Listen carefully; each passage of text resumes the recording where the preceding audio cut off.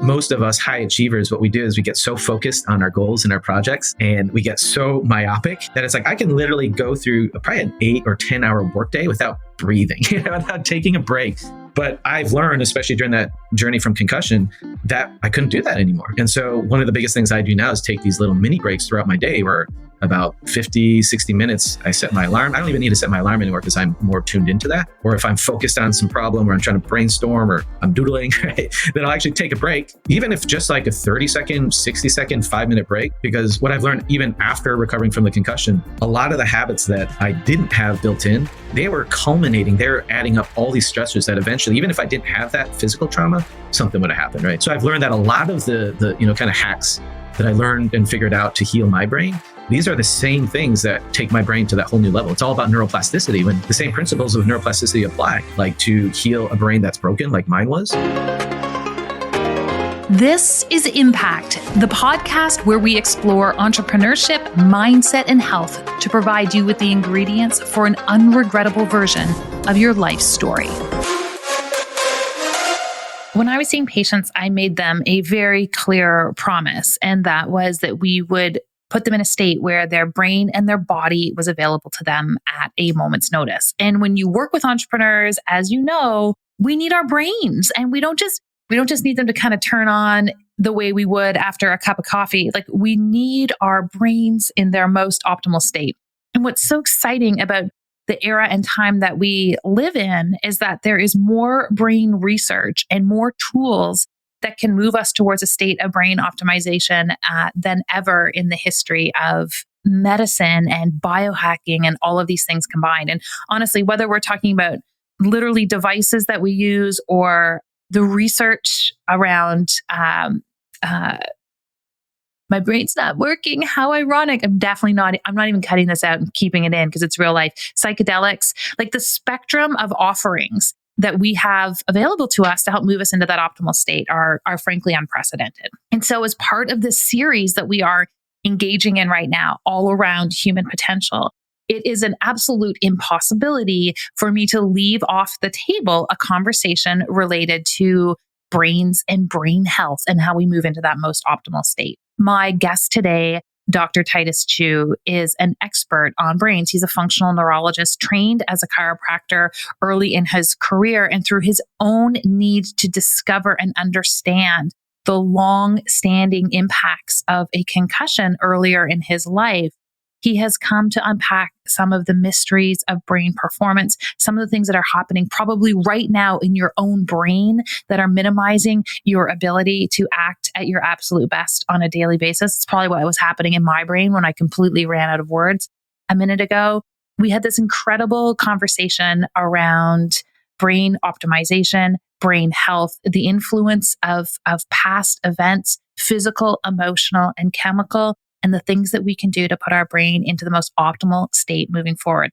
It was a lively, amazing, informative conversation, and I'm excited to introduce you to Dr. Titus Chiu. Dr. Titus Chiu, welcome to Impact. Thank you, Dr. Meggins. It's a pleasure to be here. Well, we're talking about one of my favorite things to discuss, getting people to a place where their brain and body was available to them at a moment's notice was part of the promise that I made to the entrepreneurs that I worked with in my practice. And that's what we are getting into today. We're talking all things brain health. And I asked this question of you just before we hit start on the interview, which was, have you always been interested in the brain? So I'd actually really like to start there. I'd love for all of my listeners to just get a sense of who you are and why this is such a central area of focus for you in your practice and in your message in the world. Sure. Yeah. So my name is Dr. Titus Chiu. I'm a #1 best-selling author and functional neurologist that specializes in natural brain health solutions. And this all started for me actually 20 years ago. I was in a really bad car accident that nearly took my life. I was on my way to work on a scooter and I got hit by a car and I flew off the scooter, ended up breaking ribs, dislocated my shoulder, and I didn't realize it, but at the time I actually suffered a concussion. So thank God I survived, but I was left with chronic pain, like my body just hurt. And I tried everything within conventional medicine, all the tools I had available, and nothing worked. So I decided to go outside the box, and I went back to school. I went to school for chiropractic initially, but then, like I was telling you before we pressed record, I fell in love with neurology. It was just so fascinating for me, just because neurology was this amazing framework to understand how, like, what makes us tick, but also as in not only in terms of like personally what makes us tick and, all our motivations and whatnot, but also as a clinician, just really understanding some of these mystery brain symptoms my patients, even at that time in student clinic, would come to me. It was such a beautiful framework to be able to understand that and, work through clinical issues. But that being said, so it was really interesting because I was just drawn to neurology. And it's funny, when I look back on it now, it was almost like everything that I was drawn to, there was a reason. Because at the time, like when I was going through school, I told you I was struggling with chronic pain and these other body symptoms. And what I would do when I'd go to conferences and things I'd learn in class and whatnot, I would apply those things to my own health. And some of my symptoms improved, like my body symptoms. The pain went away. A lot of issues that I used to have growing up, like just getting sick all the time. I just stopped getting sick. It was like, wow, this stuff works.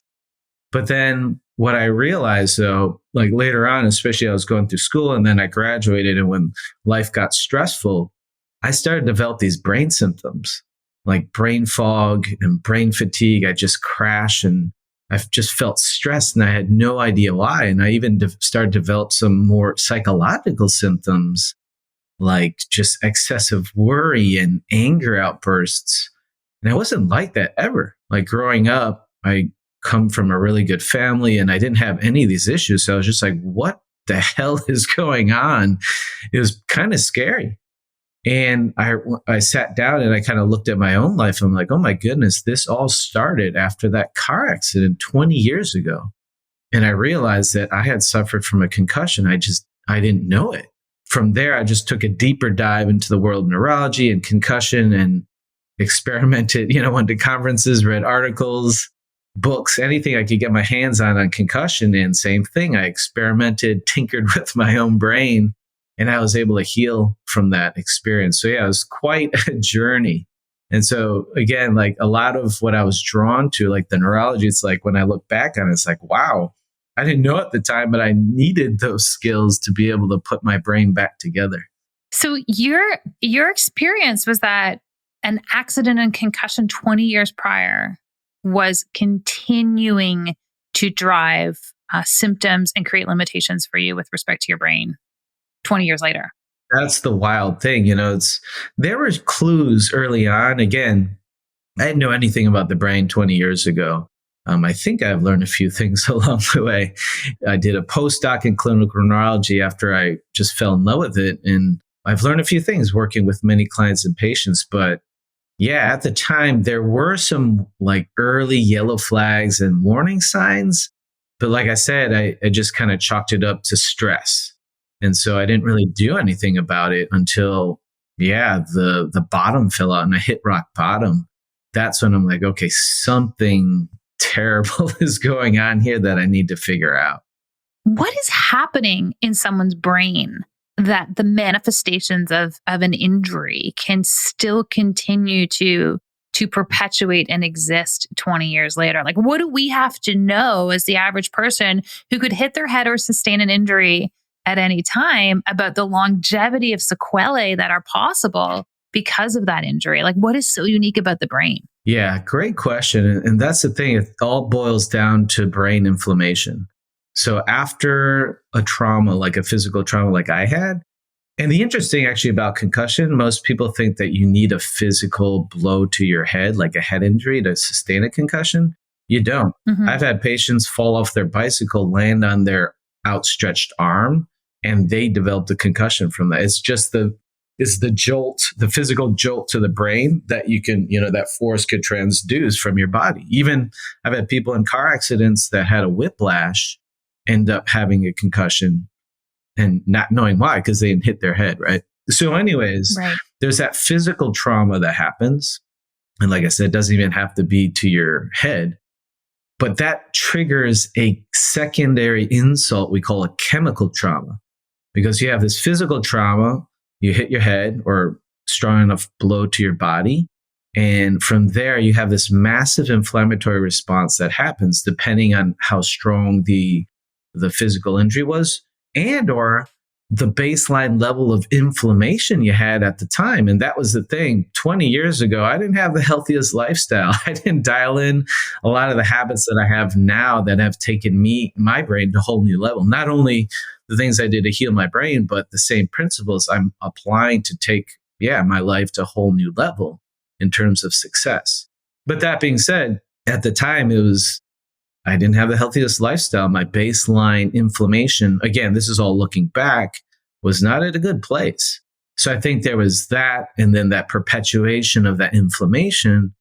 But then from there, if you have inflammation in your brain, it can actually trigger, and research shows this, inflammation in the body, like in the gut, triggering what we call leaky gut.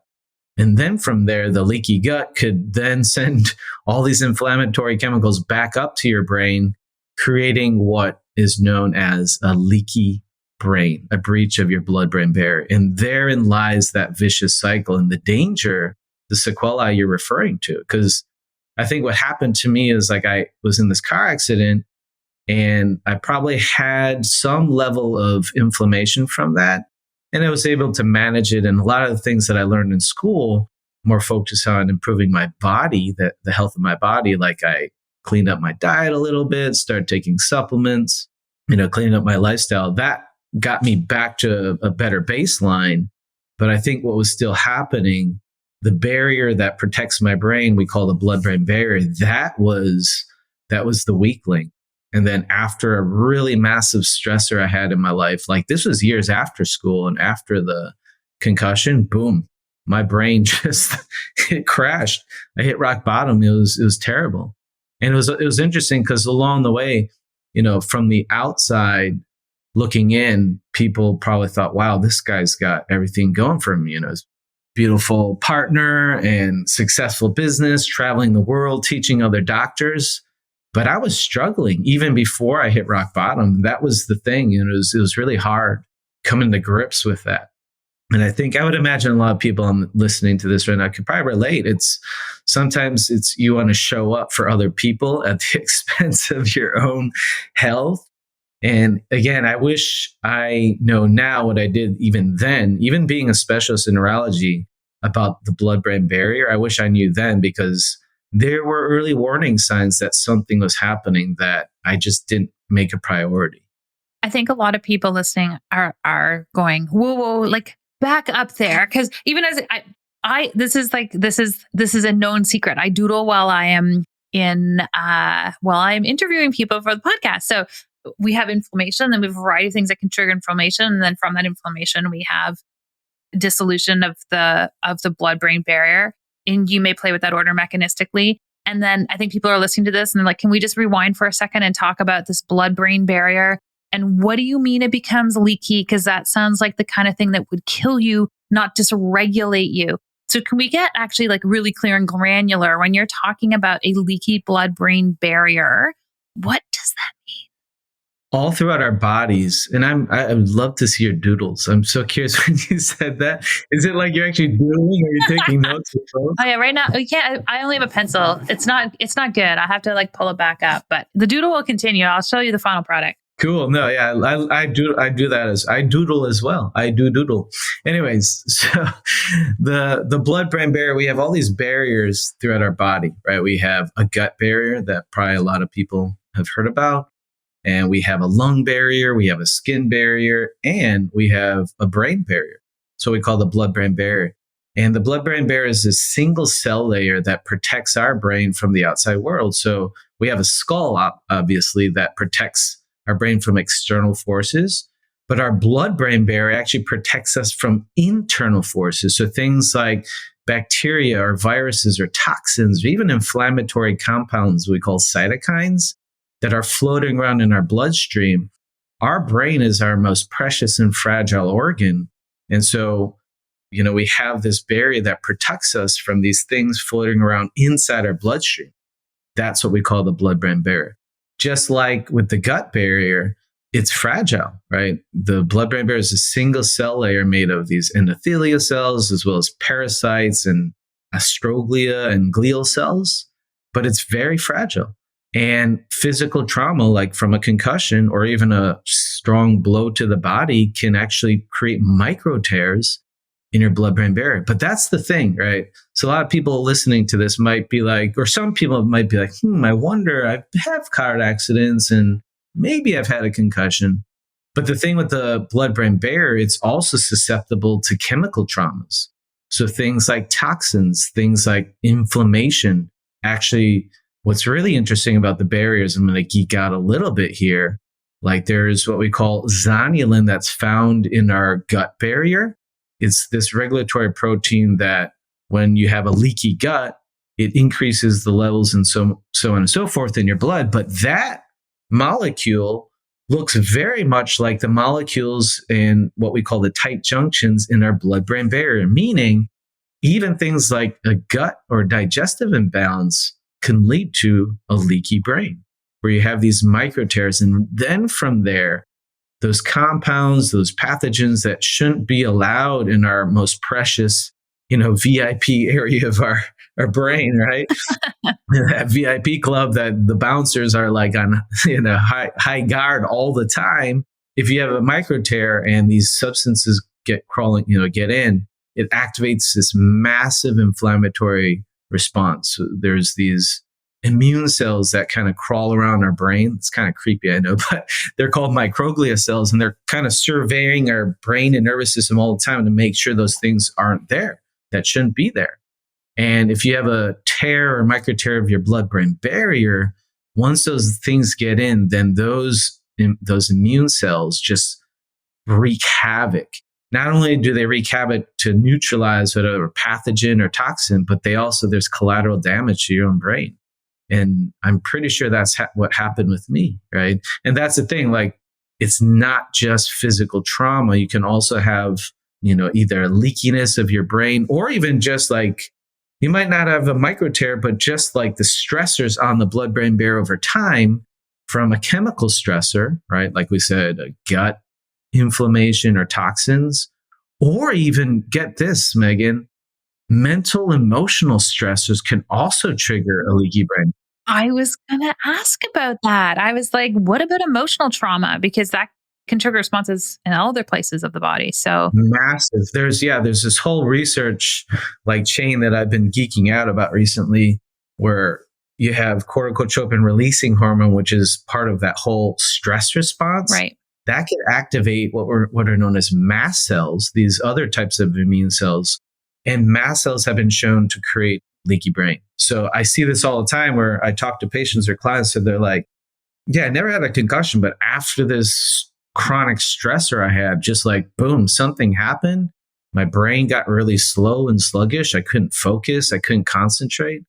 I work with a lot of high achievers in my practice, like a lot of entrepreneurs and go-getters. And they're just like, even though they never had a concussion, they're just like, yeah, I can't like focus anymore. I can't do my job. I can't follow through. And these people, they prided themselves on their brain function. Like they're like, right. The reason they attribute a lot of their success is because they had really sharp minds and brains. And then after even, not necessarily a physical trauma like what happened to me, but a mental, emotional stressor. But that's actually, like I said before, in retrospect, for me, there was that initial physical trauma. Right. But what really did me in wasn't another physical trauma. It was actually this culmination of chemical stressors like inflammation, like I had a gut infection, and a mental emotional stressor. The buildup of that, boom, my brain it tanked, right? And I hit rock bottom. What are some of the other things that we do to ourselves, alcohol and others, that like are consistently problematic for our brain? Because I suspect alcohol, that there are things that we do over and over again as a society or as a cohort of high achievers that are actually like, they're really problematic. And I would say this with my patients, I don't care what you do once a year. I care what you do every day or every week. Those are the things that are really going to have that cumulative impact, notwithstanding my setting you up around the alcohol piece? What are some comment on that for sure, but what else are we doing to ourselves that we should be aware of? Sure. And actually, yeah, there's research that shows, I saw this article once that a binge drinking episode can trigger leaky brain, right? And I've had patients and clients where they're just like, yeah, after I went on this binger or like this bender, actually I can think of this one person who they went on a bender and they also fell downstairs during that bender. It was just kind of like this culmination and boom. Yeah, that's when all their symptoms, the floodgates open. But in addition to that, yeah, alcohol, inflammatory foods. So the most common ones are gluten and dairy. But there's also foods out there that contain what we call aquaporins. And aquaporins are these water channels found within your blood-brain barrier that help remove toxins. There's actually these quote unquote healthy foods that have high amounts of aquaporins. And some people who have sensitivities to them, not only does their brain or their immune system attack the aquaporin, it can actually trigger leaky brain as well. So certain food triggers, toxins outside of just alcohol, like chemical toxins, exposure. When we're at the gas station and pumping gas, one of the things I tell my patients and clients to do is just, if there's wind, and step away from the wind coming in, or get in your car, stay away from the ethanol because that can trigger a leaky brain as well. But like I said, sleep's a big one. Episodes of not getting enough sleep that creates inflammation in the brain, as well as, just chronic stress. And again, I'm guilty as charged for this next one, just overworking and not taking breaks. Right. One of the things I learned in my recovery from concussion, most of us high achievers, what we do is we get so focused on our goals and our projects, and we get so myopic that it's like, I can literally go through probably an 8 or 10 hour workday without breathing, without taking a break. But I've learned, especially during that journey from concussion, that I couldn't do that anymore. And so one of the biggest things I do now is take these little mini breaks throughout my day, where about 50, 60 minutes, I set my alarm. I don't even need to set my alarm anymore because I'm more tuned into that. Or if I'm focused on some problem, or I'm trying to brainstorm, or I'm doodling, right, then I'll actually take a break.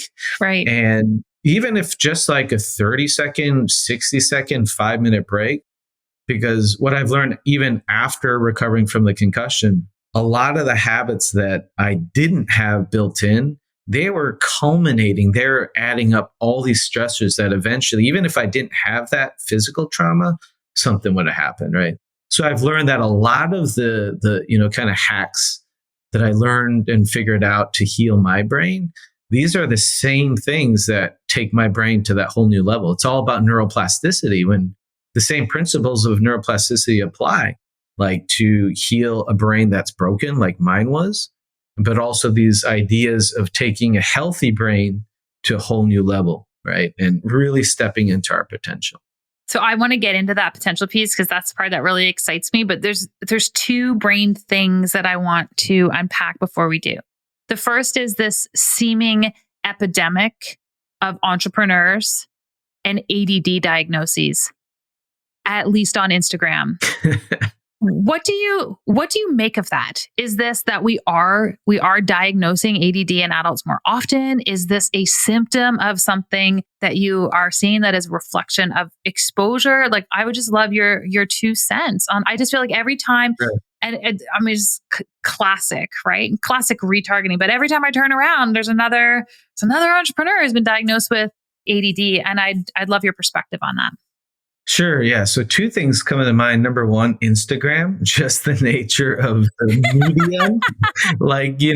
The medium will draw people who have a tendency more towards distractibility and, novelty. Okay. Confirmation bias. Check. Yep. Yeah. So the second thing is, I think part of what makes successful entrepreneurs is kind of that quality. And that's what I always look at, the brain in particular. When it comes to and diagnoses. It's like ADHD, ADD. It's like it's a diagnosis of certain qualities or symptoms. But I also see if that person could balance, like create balance in their life, like those become gifts, right? And the ability to like make connections between things that like see the big picture, make these really fast connections. I really believe that it's partly due to that as well. But that's the key. It's about finding balance. Then train the areas of the brain, specifically this area we call the prefrontal cortex, which is the neuroanatomical substrate for follow through and motivation and concentration and what we call these executive functions. It's like the CEO of our nervous system. Right. So it's about, finding balance there. It's not necessary. And the interesting thing that too, I see, in my experiences, but also working with patients and clients, most people think it's like, okay, if my prefrontal cortex isn't working that well, this is not what they think, but they're like, okay, if I'm not able to sit down, this is how I think. This is the average entrepreneur as they read the paper in the morning. Yep. It's my dorsolateral prefrontal cortex. So for me, it's like, if a person's like, okay, I really need to sit down, I need to focus, I need to concentrate, and I really think it's a lot of the way we've been ingrained in society, unfortunately. Mm-hmm. The best way to do that isn't to sit down and force yourself and discipline yourself to do that. The best way to do that is actually to move your body. And the research shows that too with these kids, like a lot of kids who have like quote unquote ADD, ADHD, or behavioral problems even. The best way to address that isn't through like discipline and punishing them and making them sit down. The research shows that when you give them more recess, like naturally what ends up happening, their brain, then all of a sudden they have the bandwidth in their prefrontal cortex to sit down, pay attention and not act out. And there's actually neurology that explains that the area of the brain I just described, the prefrontal cortex, which houses these executive functions. Guess what? It also houses part of our movement pathways. There's this whole neural network related to movement we call the prefrontal cortex with the thalamus, the cerebellum, and basal ganglia, that those areas of our brain allow us to move, to coordinate our movements and anticipate things. So for example, when you get thrown like a tennis ball, your brain does all these calculations to anticipate to catch it, right? Right. Well, the interesting thing is, Megan, in all my research, one of the biggest take-homes I've gotten from this that I'm so stoked about and really lays the foundation for my life's work, we weren't born to sit down and map out visions of, changing the world or... I was born for that. I'm just saying. I was born for that. Yeah, I know. But we have these, we have destiny. I believe in that, right? But my point is, when we were born, we weren't born with that ability yet. We were born to move around. Our nervous system, the primary function of our brains is not to map out like businesses and have visions for these grandiose schemes or whatever, right? Changing the world. Again, I disagree. No, I'm just kidding. No, hear me out, right? Our brains, our number one purpose of our brains is to help us navigate the physical world. Meaning, when you're born, you have to learn how to sit up. You have to learn how to crawl. You have to learn how to stand up. And for those of you out there who have kids, you observe this whole process. It's not a coincidence that there's these neurological milestones as kids learn how to crawl, sit up, and they start to have fine movement control, that they develop language. That's not a coincidence, because the same areas of your nervous system that allow you to move, to use chopsticks or do origami or to doodle, they're the same neural networks that prefrontal cortex that allow you to have vision follow through. So my point is, a lot of times people get it wrong. They're like, oh, if I'm not able to focus, I just have to sit down, learn how to meditate, sit on this yoga mat, force myself to do this, even though it sucks and it's painful. There's part of that, just showing up and sitting through discomfort. Like, I believe in that. But I've also learned that for some people, especially what you're describing, right? But it's a bit harder to do that. The best way to do that is through the body. So as an example, it's like this metaphor. If people have trouble with focus and concentration and follow through, then one of the best things you can do is when you go for a hike or a walk, you set a goal. Like, okay, I want to get to this tree down the block over there.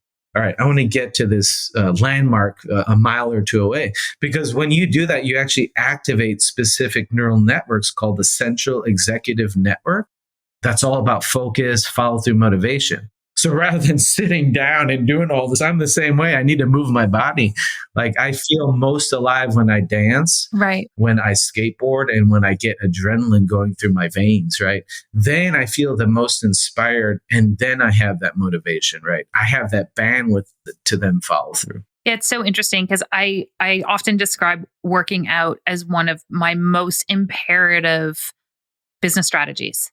Exactly. I think so much better. I am more creative. I'm solution oriented. I'm focused when I have moved my body first. And as many times as I try to justify putting my workout at different times of the day, I let it take up space in my working day because it accelerates everything else that I do. So I totally appreciate that component. And it's funny, as you were talking about the things we can do to optimize their brain, in my head, as you were saying that, one of the things that I whispered to myself was nootropics or microdosing, or there is I'm going to call it an emerging field because I think there's an emerging consciousness around some of these pieces. The idea of microdosing and nootropics is not actually as new as maybe people think. But, in the conversation of brain optimization, where do these two elements fit into that intentional protocol? Yeah, great question. And so through all my experiences researching neurology in the brain and human potential,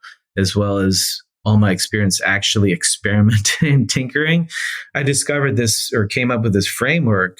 It's what I call the brain, body, being framework. And brain refers to the actual physical structures of our nervous system. So what I was describing, you have these brain cells in your prefrontal cortex that form these communication pathways with like this area we call your basal ganglia, your thalamus, your cerebellum, that not only allows you to sit down, focus, and map out a vision for your future, but also allows you to dance and move your body, right? So there's actually physical things you can do to engage those neural networks. That's what that's the brain piece. Whereas with the body piece, that refers to the body chemistry, right? And that's where things like diet, nutrition, supplements, nootropics, microdosing, that's where all these things fit in, because a lot of those things trigger what we call BDNF, brain-derived neurotrophic factor, that allow you to be able to create neuroplasticity in those physical structures in your brain, right? So you have the physical structures in your brain, you have the body chemistry as part of that body piece, and the being, that's part of your sense of yourself in the world and your role in it. And, your mindset, all those pieces that really play a huge part of, our successes in life, and help us deal with challenges that come up. So that's really part of the way I look at it, is that brain, body, being. It's like when you talk about nootropics and microdosing, it fits into that phase. But what I've learned is if you just focus on one without adding these other pieces, like you said, it's like, you exercise like probably every day or as much as you can. That really triggers that physical. And what I found is there's actually ways of doing it really specifically. Like I said before, if you're trying to get more grounded in your life, metaphorically speaking, one of the best ways of doing that is training your balance. So standing on like one of those, those tightrope yoga balls. Yeah, yoga balls, or doing like the tightrope walking. I would get a concussion, Titus, if I stood on a yoga ball. Let's just be very clear. We've come full circle. Yeah, don't start there. Start with standing with your feet together, eyes closed, and then build from there, right? You got to meet yourself where you're at. But the point is, like, there's specific physical things you can do to train those neural networks, that part of your brain. And then, like you said, there's actually things you can do to optimize the body component through microdosing, through the use of nootropics, eating an anti-inflammatory diet, focusing on things like intermittent fasting. I find for a lot of people, though, at least for concussion, who are a bit more sensitive and burn a lot of energy, I find that intermittent fasting isn't always the best approach to start with. So balancing blood sugar, like through grazing, eating quite often, but little snacks, but everyone's different, right? Right. But things like intermittent fasting, MCT oil, coconut oil, DHA, EPA, SPMs. There's a whole bunch of different things you can do to support that body piece. So if you were putting me on a brain optimization plan, I know we like threw out a bunch of different things, and notwithstanding, because I want everyone to know this is not how any of us practice functional medicine. We're like, what is your exact protocol? So the artificial scenario here is that Titus knows nothing about my own medical history, but assuming I'm an otherwise healthy entrepreneur who's interested in brain optimization, what are some of the features or tenets that would be anchoring your approach and protocol for me? So as you probably know, this is not medical advice. It's just based on what I've seen work for many people I've worked with, including myself. And that's the thing, when we doodle, that's why I was kind of curious both to see what you doodle. Doodling actually activates another area of your brain. We talked about the central executive network. That's all about focus and concentration and motivation. But doodling, you actually activate this opposite neural network we call the default mode network. And that's the area of our nervous system related to creativity, insight, intuition, and healing. That's where we have the aha moment. Just based on that, there's a bunch of things you can do to activate the default mode network. One of the most powerful access key points to that default mode network is called the vagus nerve. It's this key structure buried deep within this region of your nervous system called the brainstem, and it powerfully puts the brakes on stress. And that's what I've learned, right? When stress can kind of get you through certain situations, but if you don't break it up, just like what I was describing for myself, now what I do throughout the day is like these mini breaks. I think about it, I'm toggling between these two neural networks. Like if I'm super focused on something throughout the day, then what I need to do is something like doodling, something like sitting under a tree, waiting for an apple to fall on my head, right? Getting an insight, or taking a bath, or taking a shower, just doing something that doesn't require any mental or physical or emotional exertion. That's what I find has been a game changer for me, right? And I think a lot of people out there, maybe including yourself, Megan, when you create that space for yourself where we're not focused on goal-oriented behaviors, that's where a lot of the insights and a lot of things start to fall into place. Well, it's the push and the extraction, right? It's like we push. I feel like I was going to say it's entrepreneurs, but just as adults, we're, pushing towards outcome, and you can't just push. The second you push and then just release the system, that's when you realize. And that, yeah, exactly. You got it. And that's one of the biggest lessons I learned in my concussion recovery, because when I pushed, and that was the thing, it's all about meeting your brain where you're at and entering the flow state, right? But when I had a concussion, my flow state, meaning that my bandwidth was like this thin. It was just so narrow. So even if I overworked just a little bit, I feel terrible. But that's the thing. It's about finding that flow state. And now that my brain is healthy, I'm taking the same concepts and I'm stretching it. And it's like I always look at, especially for long-term goals that we hold for ourselves, I've learned it's like this weird Zen thing that the less, right, you actually put into it and you step back. I mean, you still have to do the focusing and the mental work, but then you have to balance it with that, stepping away. In Chinese philosophy, we call it Wu Wei. It's the art of doing through non-doing. The cool thing, there's a lot of different ways of activating the vagus nerve. One of my favorite ones is this ancient Tibetan yogic technique we call palming.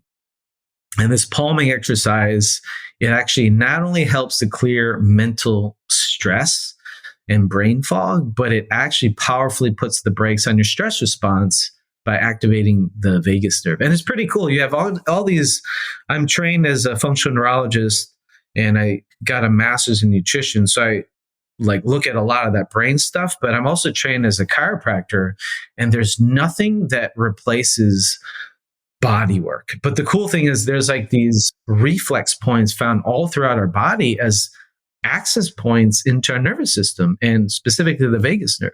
And so the palming exercise is one of them. Where have you done this before, Megan? No, but it's now in my doodle. Okay, let's do it. Yeah. Okay. So step number one, you got to remove your glasses. Okay. So for those of you who want to join with us, unless you're driving, just go ahead, remove your glasses.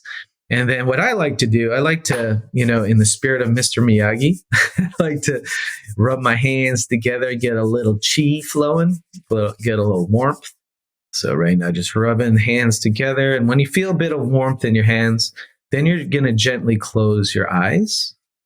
And you're going to take the fleshy part of your palm, so like the bottom part of your hands, and gently put them over your eyelids. And you actually want to put a little pressure, really gentle pressure. So you're not just covering your eyes, but you actually have the fleshy part of your palms on your eyelids, just real gentle.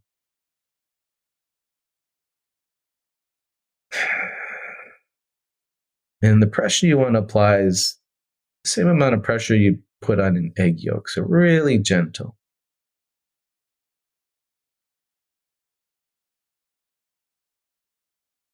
And as you're doing this, I invite you to bring your awareness to the darkness in the space that you're now present to.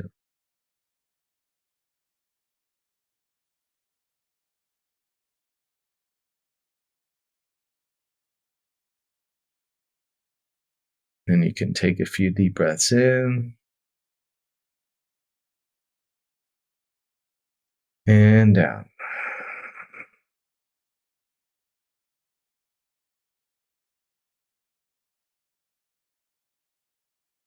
And if you feel your arms getting tired, you can put your elbows rest them on your table or on your thighs. I even like doing this palming technique lying down at the end of my yoga practice. And take one more deep breath in and out. And when you're ready to, keeping your eyes closed, go ahead and remove your hands from your eyes, but keep your eyes closed still. And bring your awareness to the gentle light streaming in through your eyelids now. And finally, when you're ready, go ahead, open your eyes. There you have it. One of my favorite, absolute powerful ways of activating the vagus nerve. I love that. It just like brought you right down into that parasympathetic. Yeah, for sure. I did laugh to myself when you said the gentle lights as I'm sitting under like too bright lights. No, yeah, I feel you. But that's actually key to this technique, is because, as you probably know, light is actually a physical stressor. Like when you wake up in the morning, you open your eyes, you have that whole cortisol awakening response. Is the same thing now. So the whole thing, I find that's actually another key strategy I've learned. Toggling between the two neural networks is the transition. It's like so many times in my life, it's like, if I'm traveling or if I have a meeting, then I'm going to the next thing. It's like I used to have this, what I call a smear campaign throughout my day or my weeks or my months. Right. But I always try to build in some type of transition, because that's key. That's when you start breaking that stress response. What do you do every day to protect your own brain? First thing, when I wake up in the morning, I think of 1 to 3 things I'm grateful for. I used to wake up and just feel just stressed and worried about the day. And I broke that. It's just like when I catch myself doing that now and I wake up, I'm like, okay, what's one thing I'm grateful for? Then in addition to that, I do a lot of, when we talk about stress, it's actually interesting. We need stress, as you know, like stress in our life. Mm-hmm. But what I do actually is I'm playing with these hormetic stressors. So we have an infrared sauna. I'll do infrared sauna, just sweat a bunch, maybe do some chanting or toning in the sauna, or just like spacing out, or maybe doing work or meditating. And then after sauna, I'll go into a cold shower. Or while I take a hot shower, at the end of the shower, I'll do, about a minute of cold shower. I take a bunch of supplements and I kind of switch them up. But a lot of the ones I take right now are related to preventing inflammation in the brain and body. So polyphenols like curcumin, resveratrol, EGCG, pterostilbene. I take fish oils every day. I eat a lot of seafood. I'm a seafood monster. So I watch what I eat. But I figured out ways because I'm a total foodie, I love food. I figured out ways of eating really healthy and still totally hitting all those joy spots, so to speak, that come with food. And we do whenever we get a chance. We actually got back from Lake Tahoe recently, go camping, spending time in nature. Yeah, just being outdoors. We got a puppy, a big puppy. He's almost 100 pounds at 9 months right now. We take him for walks and hikes, spend time with loved ones. Yeah, it's about balance, because, I kind of look at it, my North Star is Scorpio. I think I've worked hard enough in my life. Now it's time to kind of sit back, relax a bit more, find that balance and reap the rewards. So I think the key for me is just really, because I have a tendency to be hard on myself. It's like having more compassion for myself, number one. And then that looks like, hey, I'm not going to work today. I'm going to go, lie on a patch of grass or something. So I think that mindset piece is a big one too. Yeah, I totally agree with that. And, I normally would say this is a perfect place in the interview to transition to something I call our impact ingredients. But actually, before we do that, as you were just, you were talking about being in nature and we segued off of the vagus nerve. I'm wondering, do you use HRV or other metrics to measure sympathetic tone as it pertains to the brain or recovery? Like, do you have any of those kinds of biohacking tools that you use to measure where people are at or yourself? Oh, yeah, definitely. Yeah, definitely. So there's a lot of, as you guys know, and as you know, there's a lot of gadgets out there to measure. Like HeartMath's a really good one. And there's the Aura Ring that a lot of people use as well. And there's actually these biofeedback ones that not only can measure that, but actually do something. As you probably know in practice, there's like what we call passive therapies, where a person just shows up and they're kind of taking care of it. And then active ones. HeartMath's a really good one because you got the biofeedback, but you kind of have to put your energy into it. So a lot of what I use for my clients, especially when they just need to like that downtime, are more passive therapies. So there's different types of vagal nerve stimulators where they just send the good healing juices into your nervous system and you don't have to do anything except press play. So I dig those a lot because again, I just like you, I'm sure, expend so much mental energy right, day in, day out, where we just need to like unplug. 100%. So a lot of those devices to measure them, like you said, but also to vagal nerve stimulators. There's actually these bone conducting headphones. And that's the thing. The vagus nerve is powerful access to the nervous system, but that's just one of 12 cranial nerves, right? There's all these other cranial nerves. And, we actually activated one of them today, the trigeminal nerve, cranial nerve number 5, with that palming. It's like this whole reflex between your eyeballs, what we call the oculocardiac reflex. My point is there's all these other cranial nerves through our senses, sight, sound, smell, taste, touch, that you could hack your nervous system completely even without like these fancy gadgets and stuff. So the key is, again, finding out which are the weak links in the nervous system and which do our brains crave, because that's when you start to see those quantum leaps, not only in healing, but also in our potential. I totally love that. And you again gave me a perfect segue to a nature of questions that I call our impact ingredients. So these are more rapid fire questions. They're just like where we get to have a sense of who you are, how you make decisions, some of the things that you do in your life. And my first question to you on this is, what is your unwavering health commitment to yourself? My unwavering health commitment to myself. Yeah. I mean, I used to put my health and myself always last.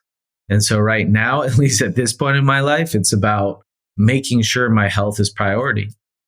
And that's what I was speaking to. It's like between work, it's like busting my ass and I have a mission, I'm here to help people and get the word out about brain health.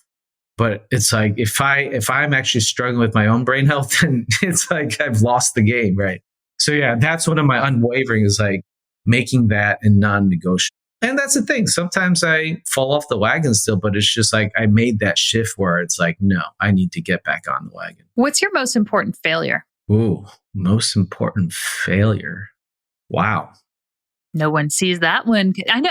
It's so funny because that's a big one, man. that one time. Because And I've had a lot of it's true. This is a terrible rapid think, fire question. I just want to caveat your response. Sure, yeah. So the first thing that comes to mind is, when I didn't see the pay attention to the warning signs and my brain just broke. I hit rock bottom. But it kind of fits in with that first question. I didn't make my health a priority. So I think that really was one of my biggest failures, is just not paying attention, and shit hit the fan. As an entrepreneur, were you born that way, or did you learn to become an entrepreneur? I think I was born that way, but I also had to learn some of the strategies, so to speak. But yeah, I love ideas. I love creation. I was definitely born that way. And last question for you, Dr. Chiu. What do you want your legacy of impact to be? Ooh. My legacy of impact. Yeah, really, it's about showing people, empowering them with the tools, resources, and the secrets to live their best versions of themselves possible through tapping into the power of the brain and nervous system. Incredible. I feel like that is the perfect place to leave this. Dr. Titus Chiu, you are amazing as a clinician, as a speaker, and a guest. I love this topic. I could do this all day long. I also know you have some awesome things for my listeners to get their hands on. Where can we send people to not only get that, but follow along in this amazing journey that you are on in this world? Sure. So I talked about the vagus nerve, and I shared with you guys one of my favorite techniques of activating it, but I actually have a quick start guide to activate your vagus nerve and put the brakes on brain stress. And you can get that at brainsave.com. That's BRAINSAV as in victory E, brainsave.com/Vegas, VAGUS. Not the other Vegas. Not the other Vegas. No. Don't go there. Not the same thing. Dr. Titus Chiu. But activate your Vegas while you're there. Yeah. You can do all of the above while following along. Dr. Titus Chiu, thank you so much for joining me today. Absolutely. Thanks for having me. Impact is what lives on when we leave the room, tuck them in, or step off stage. It is less about what you do, more about how you make them feel, and everything about how you choose to show up in the world. If you enjoyed this podcast, hit subscribe on Apple Podcasts, Stitcher, Spotify, or wherever you are listening to this episode. I am your host, Megan Walker. Until next week, aim for impact.